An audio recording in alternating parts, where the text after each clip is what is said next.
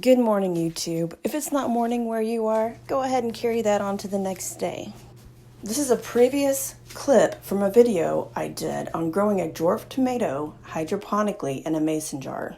I am doing an update on that. Also, I'm doing an update on upcycling trash to use in hydroponics.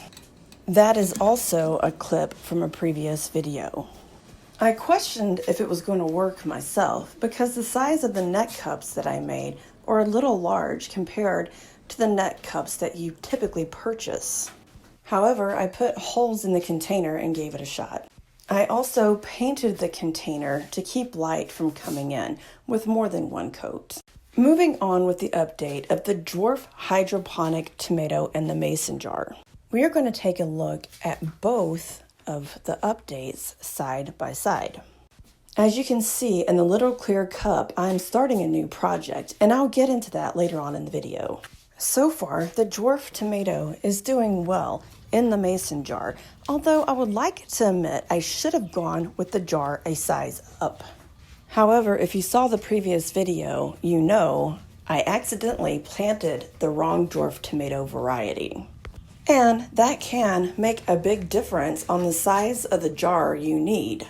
You cannot plant just any variety of tomato in a mason jar and it work like this. You will need a smaller dwarf variety. As of now, the Red Robin dwarf variety tomato is in bloom. I'm going to take it out of its full wrapping that blocks the sun to prevent algae to show you the roots. The roots are a little crowded. Like I said, I could have gone with a size up. If I had planted the tumbling Tom as intended, it would not have been as much of an issue. I have recently purchased a dwarf variety called Baby. It is very itty bitty and grows up to 2 inches tall, so that variety would be perfect for a mason jar. I do have one cherry tomato beginning to form on the plant. It's very hard to see because it's very small. This plant is a red cherry variety.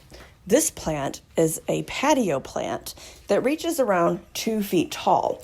The patio plant of this variety produces yellow tomatoes. The tomatoes are a little larger than cherry, and I really hope to give an update when it produces.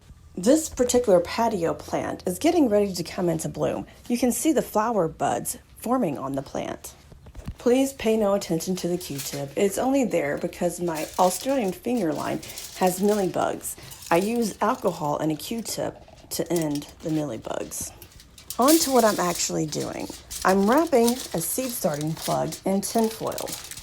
I'm not even sure if this step is necessary, but I do want to try to keep the light out. Now I'm going to place the seed starting plug wrapped in tinfoil in the cup that was mentioned earlier. If you are not new to gardening, you may be able to guess what I'm about to do with this tomato plant.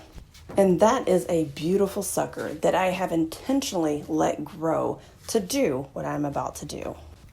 The sucker forms in between branches and it literally sucks the energy from your tomato plant, but they are very useful. The suckers will typically pinch right off with your nails. This one is a little overgrown and not as tender, so I'm going to have to get my pruners to clip it off. In my outdoor garden, I typically only start a few tomato plants and then just snatch the suckers off to form new plants. The suckers tend to form early in the season. Also, they are very fast growing when starting new plants.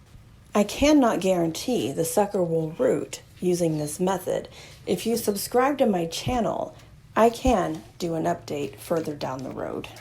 Typically, when I start a sucker, I just stick it straight in the soil and it roots from there.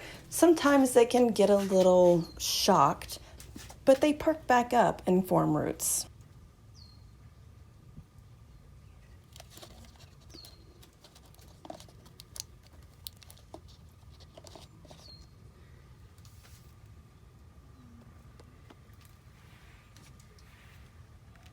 And I can guarantee I'm going to have to keep an eye on this to keep it from drying out.